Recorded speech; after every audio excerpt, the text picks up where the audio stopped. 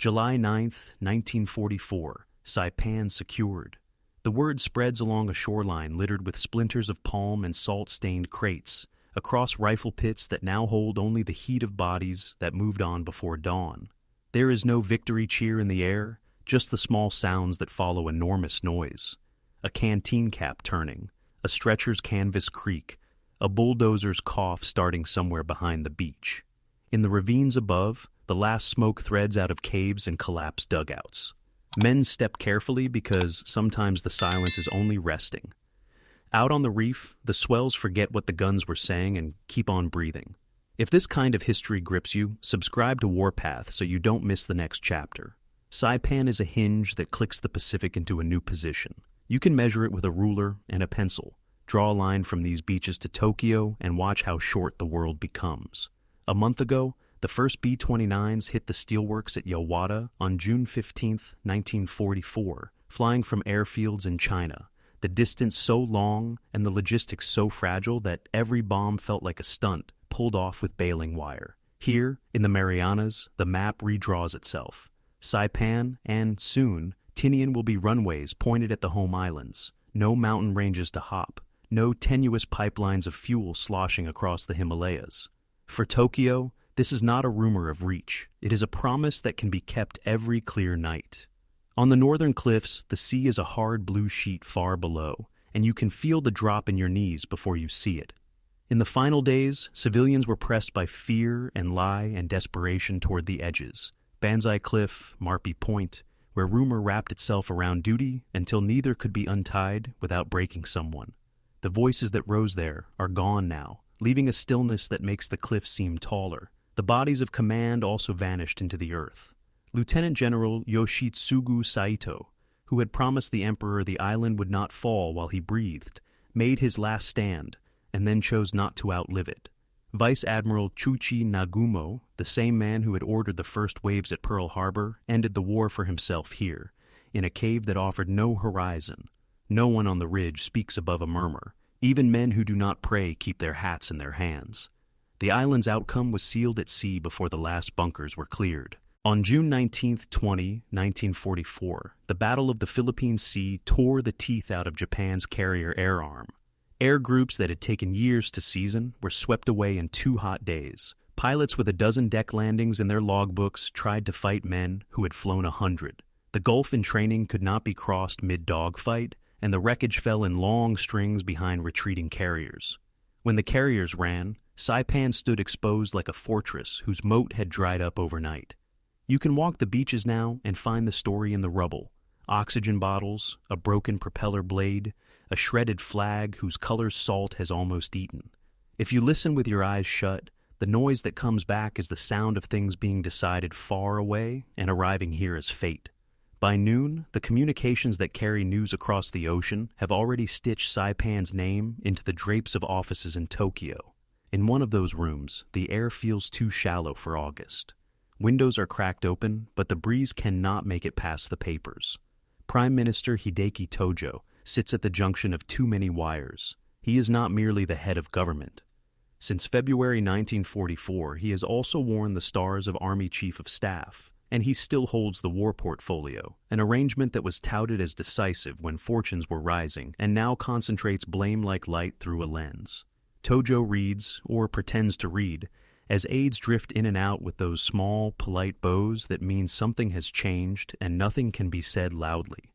Outside the official residence, the city moves through its afternoon chores, lines for rice, trains that never smell like anything but iron, children shuffling in step during a civil defense drill that puts helmets on smaller heads than anyone imagined it would. Inside the palace compound, the corridors are muffled. Kōichi Kido, the Privy Seal, has been listening more than speaking these days. He writes in the calm hand of a man who knows handwriting outlasts breath, and what he writes could be paraphrased as this: "The confidence that was once merely bruised is now leaking." He does not use the word collapse, not yet. He uses words like consider, consult, arrange, because in that circle, verbs must step carefully around nouns. In his presence, the emperor maintains a schoolmaster's quiet. The map on the wall has small pins with small flags. A new pin waits in a dish, and Saipan's name is already on the paper strip beside it. What does dread sound like in a capital city? It sounds like water in pipes, like the click of an abacus behind a lacquered partition, like a radio announcer who pronounces syllables so cleanly you can hear the care in his throat. Denial has its own music too. It is the sound of sandals on gravel as a messenger walks to deliver a phrase whose worst half has been softened by a euphemism. It is the voice of a neighbor who says the fleet will rally in the Philippines because the Philippines are closer and therefore safer, as if war is a question of how many days a postcard needs to arrive. On Saipan, the engineers are already pacing out rectangles with a tape measure the size of a fishing reel. They count steps along rough coral and see them as concrete. They slap the bonnet of a truck and see it as a bomber's belly door swinging open on a winter night months from now. A corporal sketches a curve of islands in the dirt, Saipan, Tinian, Guam, and then draws a straight line to a city he has never seen but can describe. Streetcars, narrow canals, factories, the kind of roof tiles that make rain louder. He does not know the name of Yawata, but the men who flew on June 15th do, and some of them will be the ones who take off from here when the runways shine. A runway is an intention poured into the ground. The day the island was declared secure, a tangle of causes braided itself into a single tug on the leadership in Tokyo. The prelude at sea in June, the suicide of Saito and Nagumo, the cliffs missing voices that fell, the new chalk lines where B-29s would gather speed. The sum of those things could be translated into old-fashioned bureaucratic pressure. By evening, the polite bows in Tojo's doorway had multiplied. The phone blinked more than it rang. Messages arrived that looked like courtesy, but smelled like ultimatums kept off the letterhead. Privately, a general who still believes in Tojo asked a question that gives away the mood. If not him, then who? And if him, then for how long? In the palace, Kido pockets his notes and decides who should speak to whom first tomorrow. He does not rush. He knows the rhythm of these things. A whisper, then a step, then a door closed, then a conclusion presented as if it discovered itself. He glances once more at the map and then at the clock. 9 days is a long time if you fill it with meetings. It is no time at all if each meeting removes one more beam from the ceiling. Tonight, the walls look sturdy enough. By the second morning, you will be able to see sunlight through places where there should be shade. By the morning of July 10th, the city wakes under blackout curtains that never quite let go of the night. Air raid wardens in armbands tap at shutters to check the seams. Schoolchildren line up with tin helmets and buckets, learning to pass water hand to hand because someone has told them that fire walks in lines and can be beaten by a line as steady as theirs. In shop fronts where maps usually show train routes or festival floats, a new shape is penciled in. Saipan, Tinian, Guam, an arc that points cleanly toward Tokyo, the way a ruler finds a desk's edge. No one says the word defeat on the street. The Information Bureau and NHK have their preferred phrases. The situation in the Western Pacific is developing, but the words bend under their own weight. In apartments above the tram lines, families press fingers to the map and measure distance with knuckles, as if the bones will tell them how much time they have. By noon, rumor has the rhythm of a metronome. Tonarigumi neighborhood heads collect lists. Who has buckets? Who has bandages? Who can sleep at the factory, and who must return to care for an elderly parent. On a corner near Kanda, a woman reads the day's bulletin twice, and then once more for the parts that seem to be missing. A boy practicing semaphore on a rooftop feels the little wind of his own flag, and tells himself this is what readiness feels like. Somewhere a radio plays music too bright for the hour. The announcer's voice returns, and the volume drops by itself, like the room is bowing. Inside government offices, the air is heavy with the kind of politeness that hurts. Hideki Tojo begins the day with names, not ideas, names. The cabinet he built to concentrate energy now concentrates failure, and the message arriving in envelopes and murmurs is simple. You cannot keep what you have made unless you can make it again with different parts. The Navy, already stripped of its carrier air arm in June, is the pillar he cannot lean on without first moving the weight. Admiral Shigetaro Shimada, the Navy minister who has carried both influence and blame, sits at the center of too many conversations in which his absence is quietly assumed. Tojo reaches for a solution that could look like strength. Bring back Admiral Mitsumasa Yonai, the former Navy minister and a former prime minister, a man whose name still buys the Navy's attention. He can imagine the headline without the word headline, stability restored by a steady hand. But the call does not land the way it was meant to. Yonai, whose caution is famous and whose independence is the reason both services distrust and need him, will not be the face that saves a government already shadowed by Saipan's fall. He does not slam a door, he lets a pause do the work of a refusal. The Navy's skepticism is not just personal. After the Marianas, officers who still keep their uniforms pressed do not believe that a reshuffle at the center can refill squadrons at the edge. In private talk, the word credibility enters the room before anyone says it aloud. Tojo marks a note, then crosses it out, and his pen leaves a groove wide enough to be seen from across the desk. The Army's own conversation is two conversations at once. On paper, chiefs speak the language of resolve. Off paper, they count divisions and fuel and the gap between the doctrine of a decisive battle and the trains that would have to carry it. The Philippines stand in the sentences like a test the nation cannot avoid, but might not pass. Outside the circle of power, officers in brown uniforms talk about the morale of boys who have not yet seen the sea. Inside it, men with hair turning gray talk about the morale of men who have seen too much of it. At a planning table, someone spreads a map of Luzon and traces a curve with the side of his hand, smudging the ink near Clark Field. The smudge looks like a bruise. In the palace, Kōichi Kido moves between rooms like a librarian who knows which book you need before you ask. He keeps his voice low because in these corridors, low voices carry farther. In the notes that he will later recast as memory, his meaning can be paraphrased to a sentence that fits on one line. Confidence in this cabinet is not recovering. To continue as we are would ask more belief than the nation has left to give. He does not prescribe a remedy. He arranges the chairs so that a remedy will find its seat. The emperor listens with the same stillness he has brought to 100 briefings. His questions are careful. How soon could a change be made without disorder? Who can be asked without forcing a refusal that would widen the crack? Kido answers as if he is describing a weather front. It is moving in, no one can stop it. We can only choose which windows to close first. On July 11th, the temperature climbs and the clouds refuse to build into rain. Tojo's office receives a summary that condenses a day's reports into a page. It speaks of local adjustments on Saipan's sister islands and the continued fortification of positions nearer the homeland, which is the bureaucrats' way of admitting that lines once drawn in the ocean now have to be drawn around the home islands themselves. The document mentions civil defense exercises, increased production quotas in arsenals at Kokura and Nagoya, and the allocation of more student labor to munitions plants.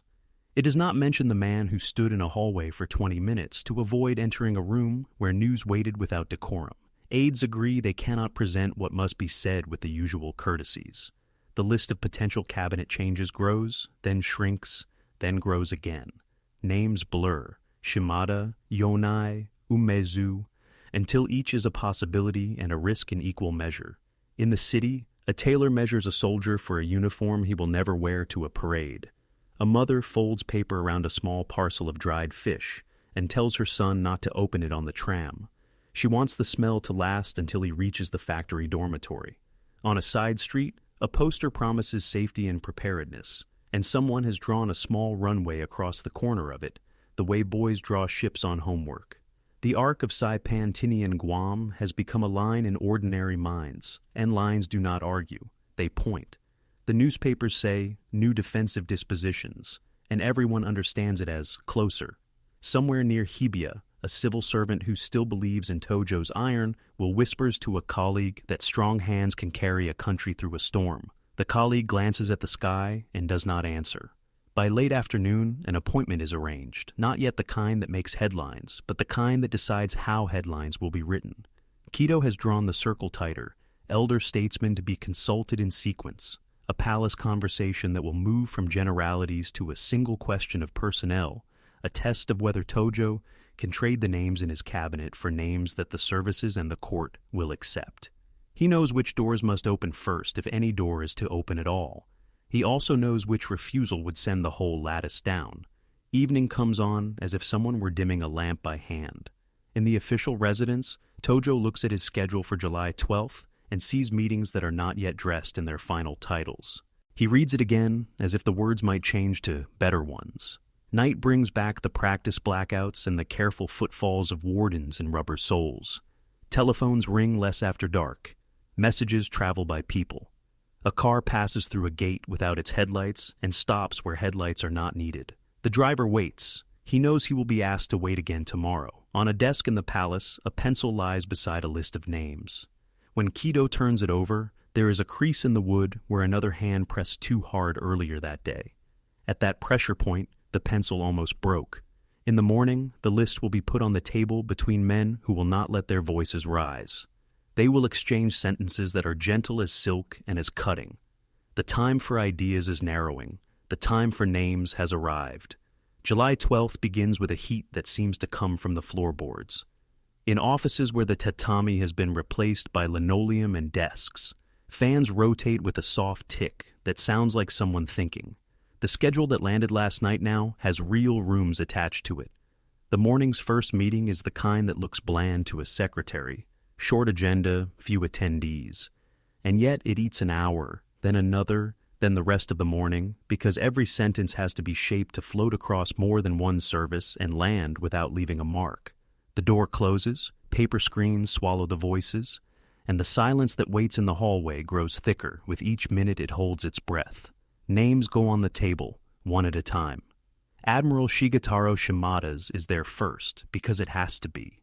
Tojo knows the Navy minister can no longer serve as the lightning rod. The lightning has already struck. He hopes to prove movement by removing him, but removal needs replacement, and the replacement must be a man whose presence buys the Navy's trust.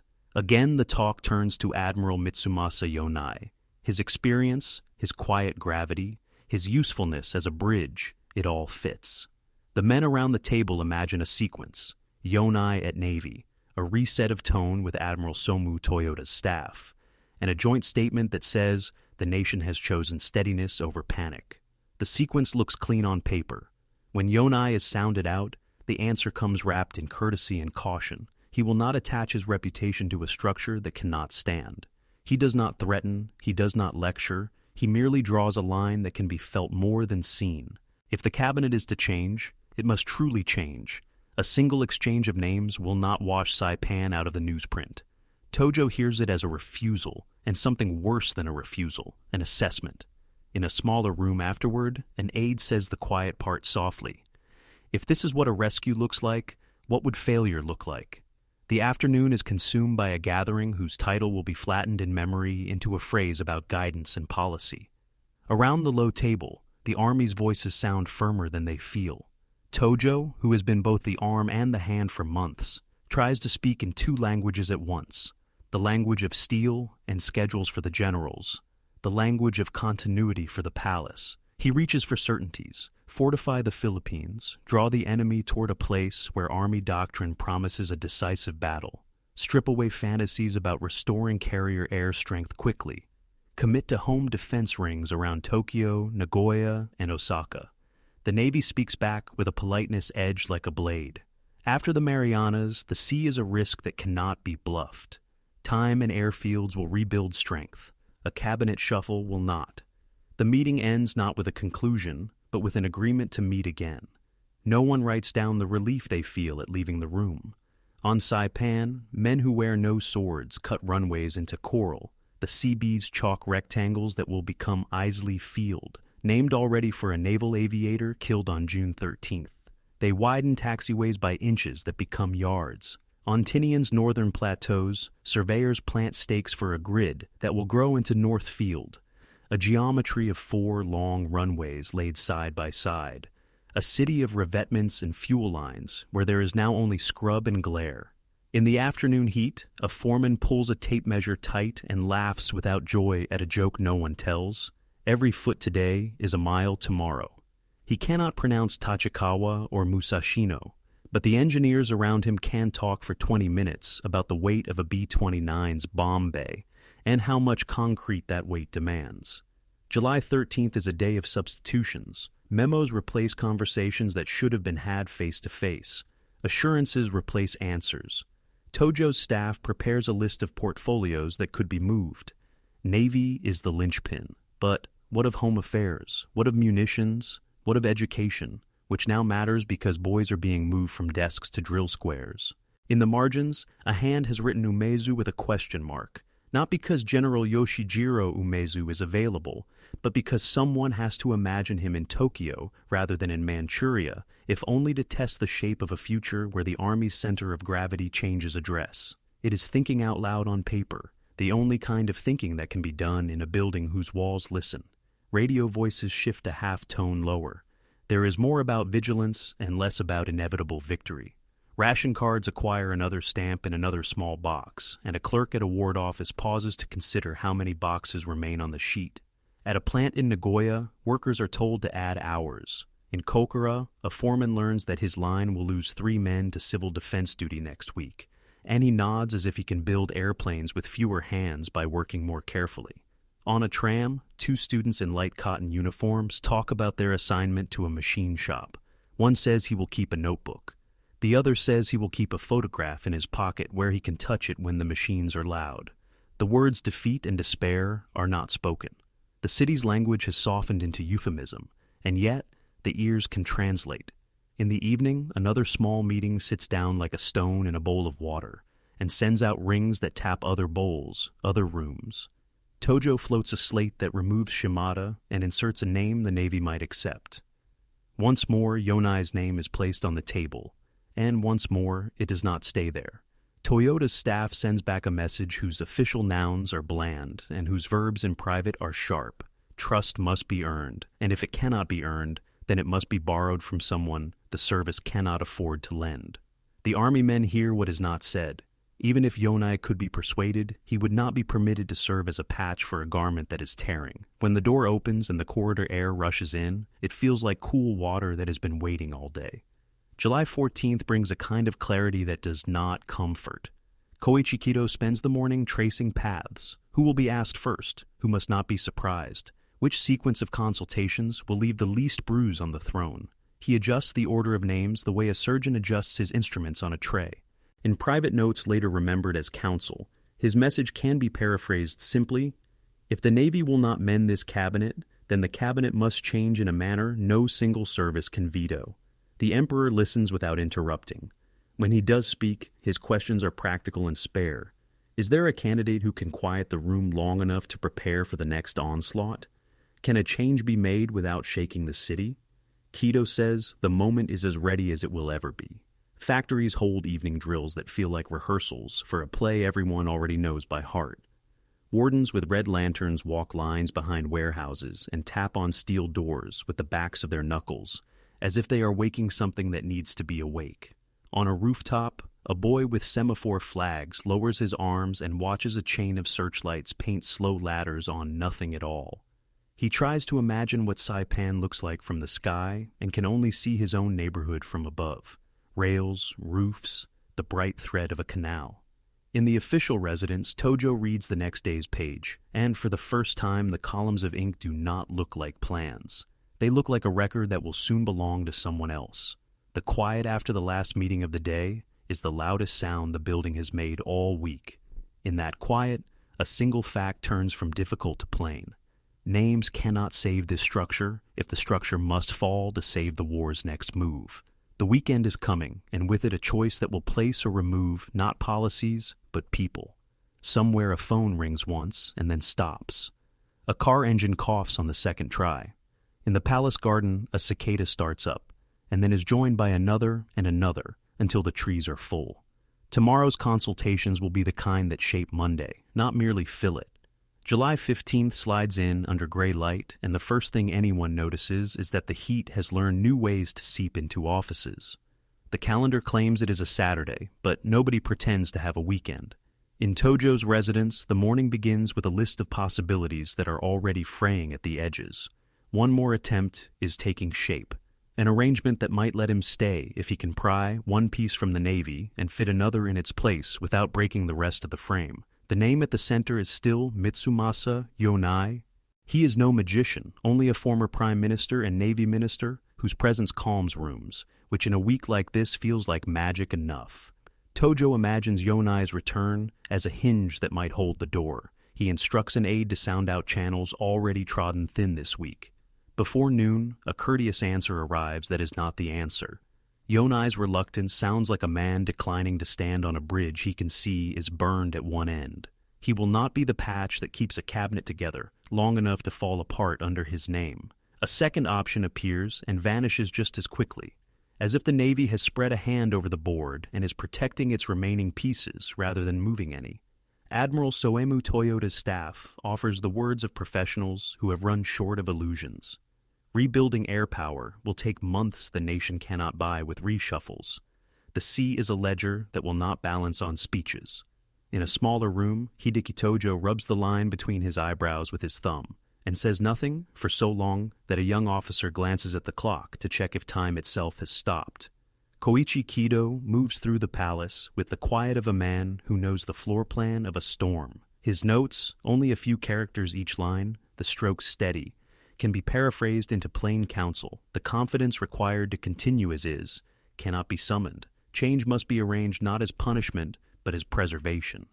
The emperor listens with his hands placed exactly as they were yesterday, the day before, and then asks the kind of questions that set the edges of a decision. Who can be asked without causing alarm? Who can accept without borrowing reputation from a structure that will not repay it? Kido mentions names in a sequence that feels less like politics and more like removing weight from a shelf before the wood splits. He says consult and prepare and avoid surprise, the words of a man setting furniture in a house where the foundation has begun to sink. On Saipan the same morning, a roller tamps coral into a surface that will be called easily field, and you can feel the drum of it in your feet if you stand near the edge of the work. On Tinian's broad plateau, a grid that will be Northfield spreads out in straight lines. Men talk about parallel runways as if listing groceries. 4 in a row, good drainage, dispersal bays, fuel lines buried where shrapnel cannot find them. Far to the north, Tokyo mothers lace their children's shoes for civil defense drills and say nothing about why the drills have doubled this week. If someone drew a perfectly straight line from the edge of those new runways to the factories at Musashino and Tachikawa, the pencil would tear the paper. July 16th is a Sunday by name only. Morning breaks over a city that has learned to keep its lights low and its talk lower. At the official residence, a last near miss takes shape on paper. Remove Admiral Shigetaro Shimada from the Navy portfolio, slide in a figure acceptable to Toyoda's circle, and fold into the slate a face that signals unity rather than defeat. The Privy Council President, Yoshimichi Hara, is scheduled for a quiet consultation. Prince Fumimaro Konoe, whose instincts run ahead of most men's courage, is whispered into the sequence as a voice who will not support a plan that looks like a false peace. Tojo's pen hovers over a page where the names Umezu and Yonai have been written and erased so often the paper shines. General Yoshijiro Umezu is, for the moment, on the Russian frontier in Manchuria. Thinking of him as Army Chief of Staff in Tokyo is a thought that comes with its own gravity. But such moves take a kind of leverage Tojo no longer has. In one elegant room, the temperature drops when the conversation turns from policy to persons. Kido, Hera, and a small circle speak with the softness required by proximity to the throne. The gist that survives the day can be put into 2 lines. If the Navy will not let itself be placed as a brace under a sagging beam, then the beam must be removed. Stability requires a change that can absorb blame without creating a vacuum. The name Kuniaki Koiso flickers in and out of the talk. A former Governor-General of Korea, an army general with enough distance from the current cabinet to look like a fresh start to the public and not too much change to the services. He is not beloved. He is workable. Sometimes history prefers workable. Kido files the impression away the way a physician keeps a hand at a patient's wrist while pretending to examine the charts. By afternoon, the Army's high command has settled into a posture that looks like resolve and feels like a cliff face. The Philippines reappear in every sentence. The concept the planners have been shaping into a doctrine swells until it has a name everyone knows.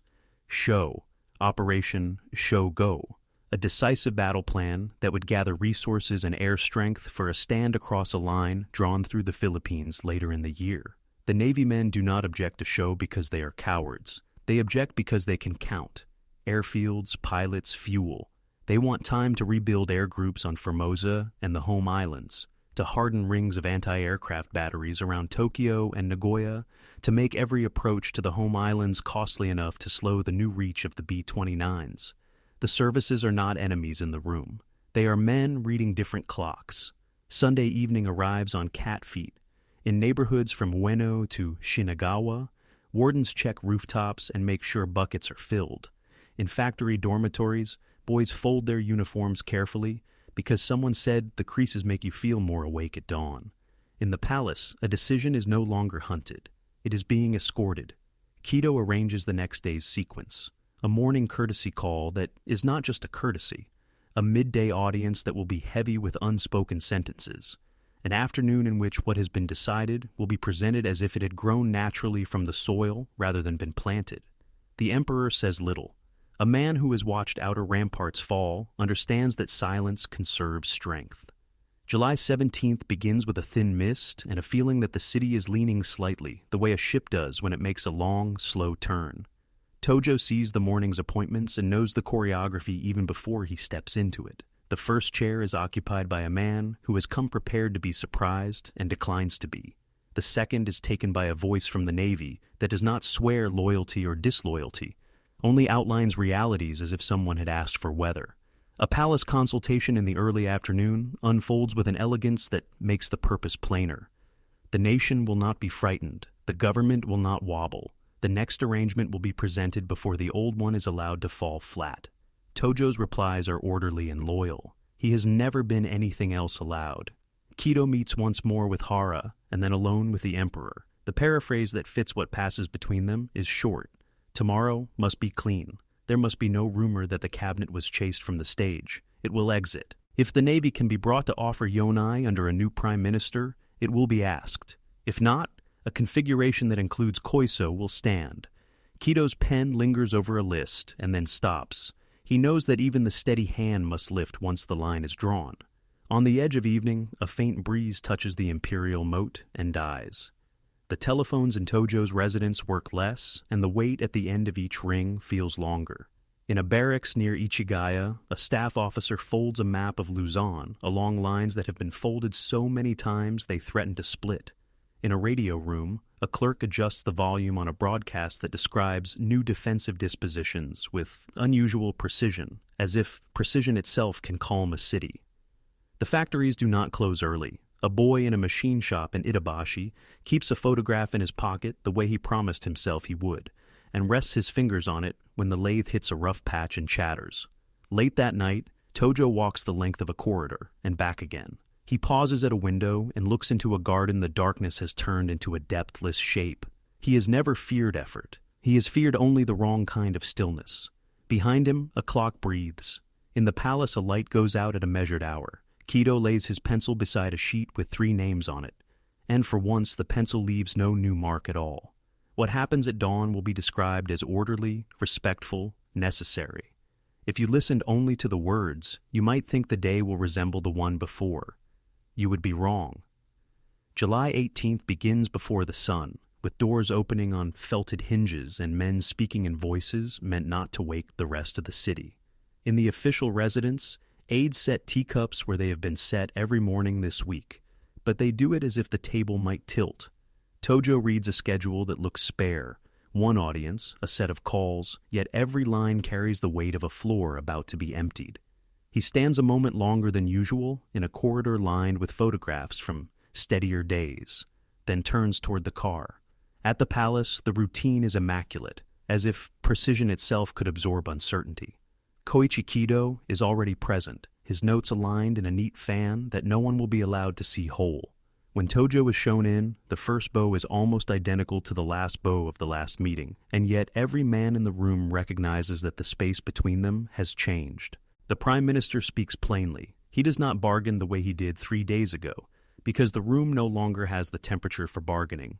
Words like responsibility, continuity, and necessity are used without emphasis. He submits his resignation in the language of order, and the cabinet falls with him, as cabinets in this system are meant to do, en masse, not piecemeal, so there is no drama of stragglers. The ceremony is unhurried, the outcome is not. By the time Tojo steps back into the morning heat, the shape of the day is set. Within hours, the ripples register everywhere that matters. In Ichigaya, Army staff officers fold the maps and wait for the next name. A telegram starts east toward Manchuria to summon General Yoshijiro Umezu, the Kwantung Army commander, to take over as Army Chief of the General Staff. A transfer that says two things at once. Tojo's grip on the army is finished, and the center of gravity is being pulled home. In the Navy's halls, the tone stays carefully professional.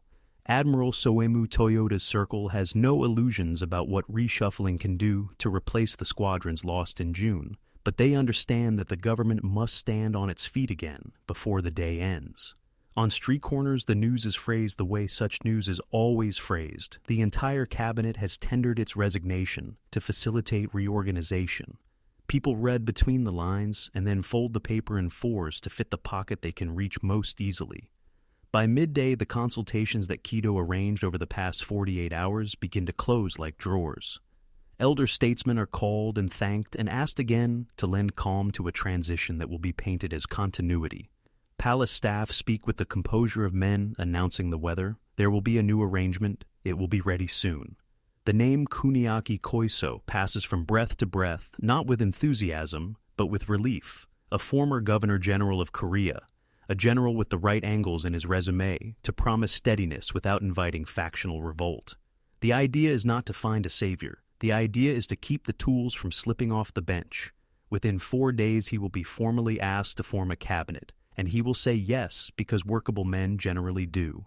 Evening newspapers press a few extra lines onto the front page, making room for the phrases everyone expects.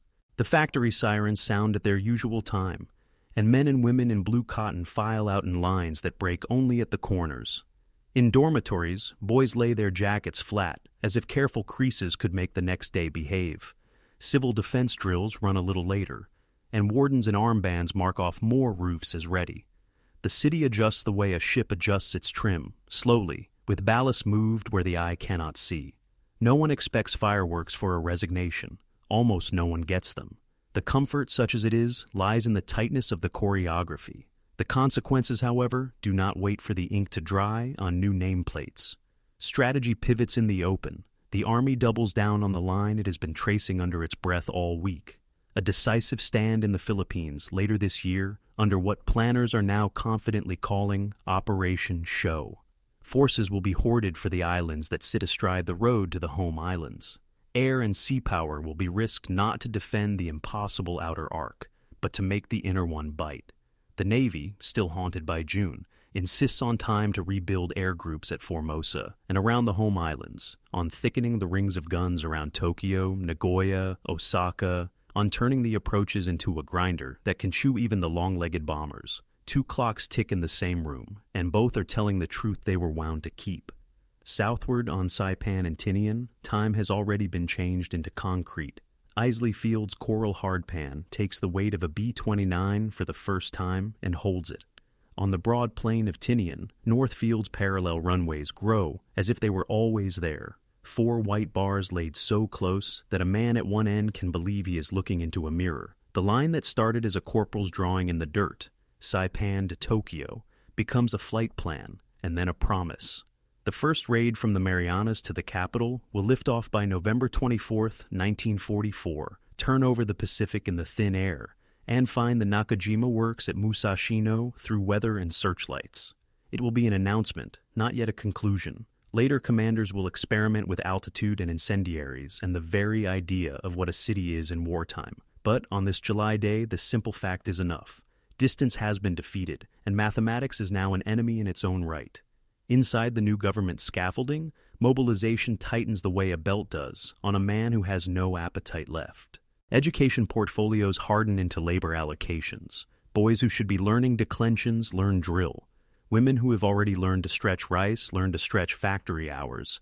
And volunteer corps clip their armbands a little higher, as if elevation could add authority. The greater the doubt among the elite, the more the mass is asked to believe. Factories in Kokura and Nagoya add hours to hours. An office in Tokyo finds 3 more boxes to stamp on ration cards that looked full last month. On a tram, a clerk smooths the front page of a paper that says nothing reckless and understands more than it says. In private, Kido sums up the week in a sentence that would fit in one of his neat lines. The leadership changed because it had to, not because it wanted to. The emperor receives the news of completion with the same composed gravity with which he received the news of intention.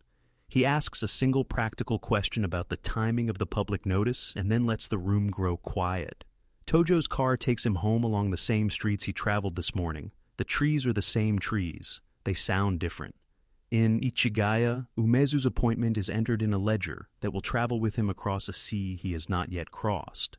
On his desk in Manchuria, a blotter will remain that carries the shape of his signature without the ink. The 9 days do not feel like a crash when you live them hour by hour. They feel like lids being lowered onto boxes and names being moved into slots, like gravel flattening under a roller until it pretends to be stone. Yet, when you step back, you can see the slope changing.